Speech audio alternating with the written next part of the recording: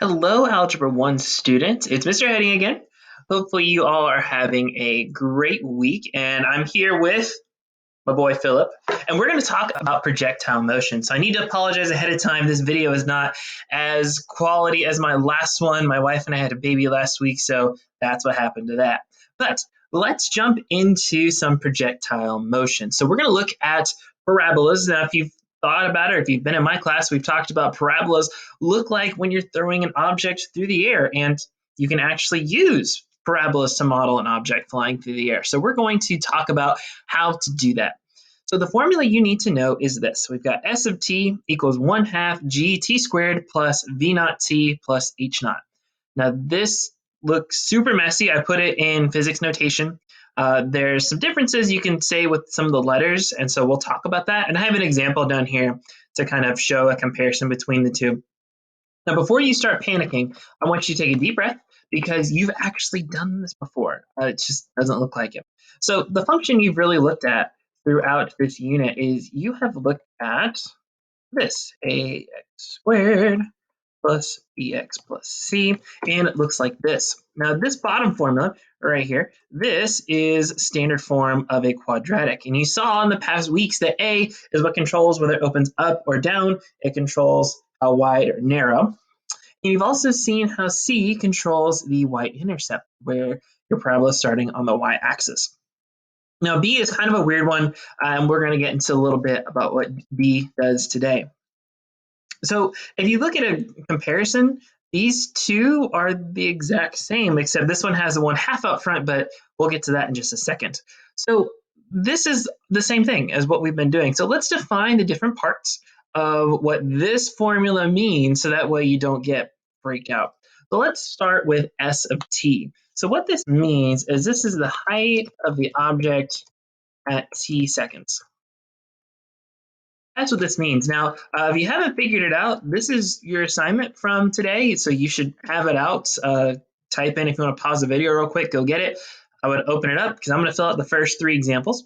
And you are also going to need your BFF Desmos. So if you don't have your BFF Desmos, go get it. So that's the first thing. S of t represents the height after t seconds. So if I want to figure out how high the object is after 3 seconds, I'd plug in 3 and get to go. Now, g. G is acceleration due to gravity. Since we are launching objects, gravity is in play. So the main thing we need to remember with this is that there's 2 different units when we're looking at gravity.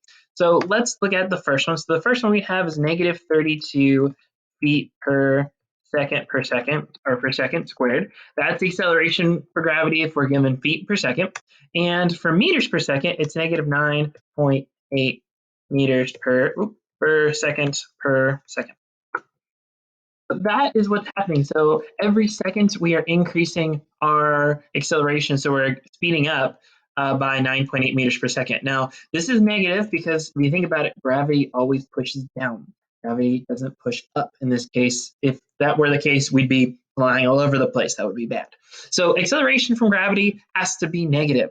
Now, we're going to use 1/2 of gravity. Now, in short, I'm just going to say that's the way it is. There's a brief explanation right here. I don't want to get too much into the physics, and I don't want to mess you up.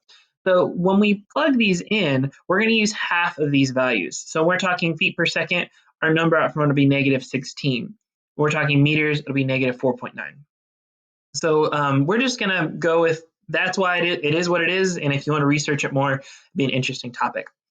Next, it is V naught. So whenever you see that 0, it's referred to as naught. Now, here's what this means. This means the initial velocity. Now, velocity, I'm going to define that, is directed speed. So velocity can be positive or negative. If it's positive, you're going up. If it's negative, you're going down. So if I am taking some object and it has a negative velocity, that means it's either going down or backwards in relation to its position. So velocity, it's directed speed. It can be positive, negative. Speed is always positive. We never say we're going negative 50 miles per hour. That's just weird. So velocity can be negative, speed cannot. Now, the last thing, this h naught, this refers to the initial height of the object is the c value.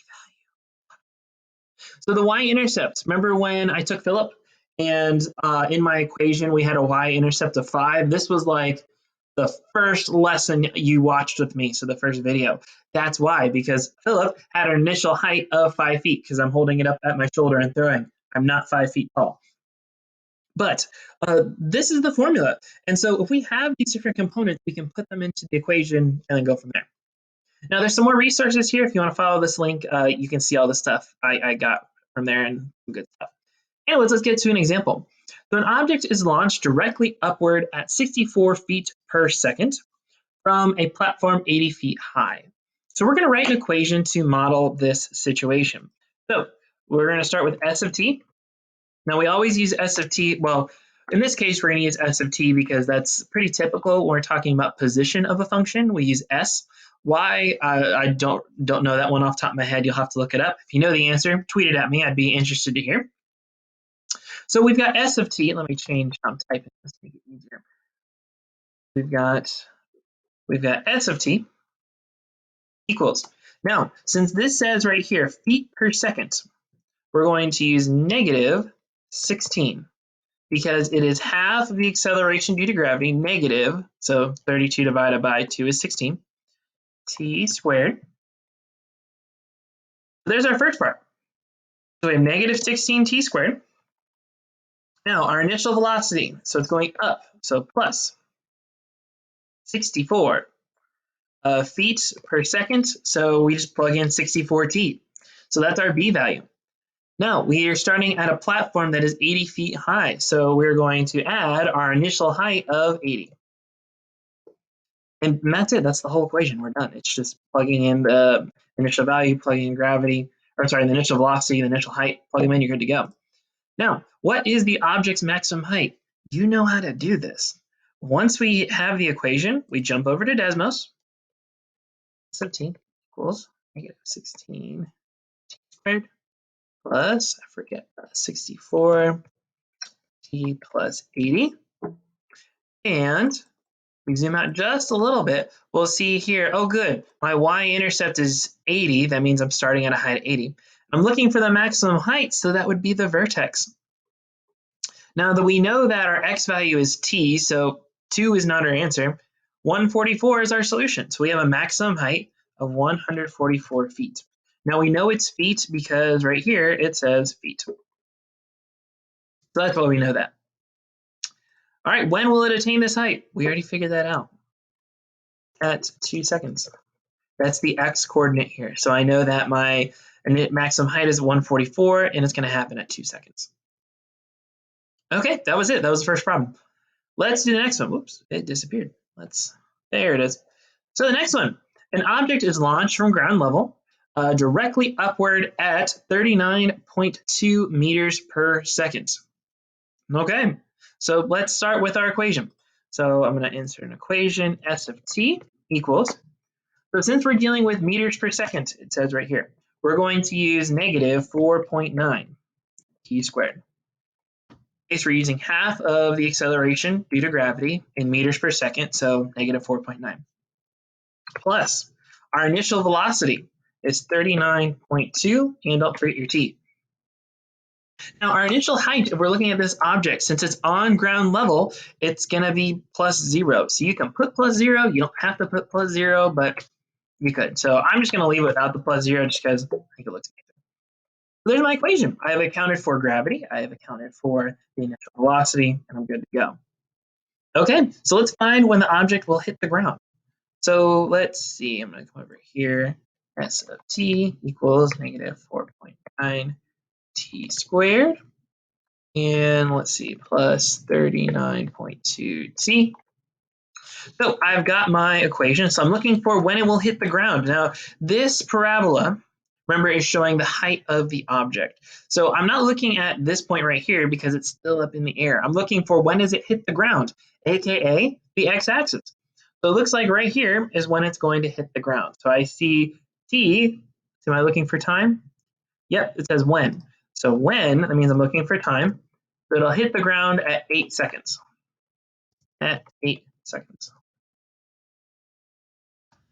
Now this next one's a little trickier. When will the object be at a height of 34.3 meters? Okay, that's a good question. Well, if I'm looking here, first of all, I know that it's going to at least get to 34.4 meters because 34.3, I'm sorry, because if I look at my maximum height, it's 78. So it's going to be there at one point. So if we're thinking about when will it be at this height, we have to consider what our axes mean. Well, I know that x represents time and y represents height. So what I'm going to do here is I'm actually going to type a little equation here. A new line, y equals 34.3. Now, if you notice here, what happens is Desmos creates a little line. And what this does is it gives me the points where my object is at that height. So I see here at 1 second, it's at 34.3. And at 7 seconds, it's at 34.3. So I see that at 2 places, it's at that height, which makes sense. It goes up, then goes back down, so it has to hit it twice. So when will the object hit the ground? Well, be at a height of 34.3 at 1 and 7 seconds.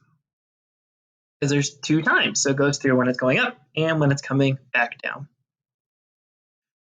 Okay, let's do the last example. So after the semester is over, you discover that the math department has changed textbooks again. So the bookstore won't buy back your nearly new book. That can happen in college, and it's a bummer when it does. You and your friend Herman decide to get creative. You go to the roof of a 12-story building and look over the edge to the reflecting pool 160 feet below. You drop your book over the edge. At the same instant, Herman chucks his book straight down at 48 feet per second. How many seconds does his book beat yours into the water? Okay, so to do this, we need 2 equations. So we don't want that. There we go. So we need 2 equations. We need your equation, and we need Herman's. So let's start with your equation, and we're going to name them a little bit differently just because there's multiple. So for yours, we'll still stick with S of t. So let's see, we're talking feet here because it says feet per second. So it's going to start negative 16 t squared. Now, what is the initial velocity here? Well, since I'm dropping the object, there is no initial velocity. It's 0. If you want to put plus 0t, you can, but it's not really that useful here. So there is no initial velocity because I'm taking an object, dropping it. But do I have an initial height? Yes. My initial height here is 160 feet, so we do plus 160. So there's our equation. So if I were to type that in, I've got S of t equals negative 16 squared plus 160. And so I can see that I'm going to hit the ground at 3.162 seconds. Now, at the same time, our buddy Herman is going to chuck it. He's going to take it and just throw it down as hard as he can. So let's see when it hits. So for this one, we're going to insert an equation. Now, we're not going to use S of t again because S is already taken. So let's just pick another letter. Let's do R because it's just close. So R of t equals, we start with the same leading coefficient. We start with negative 16.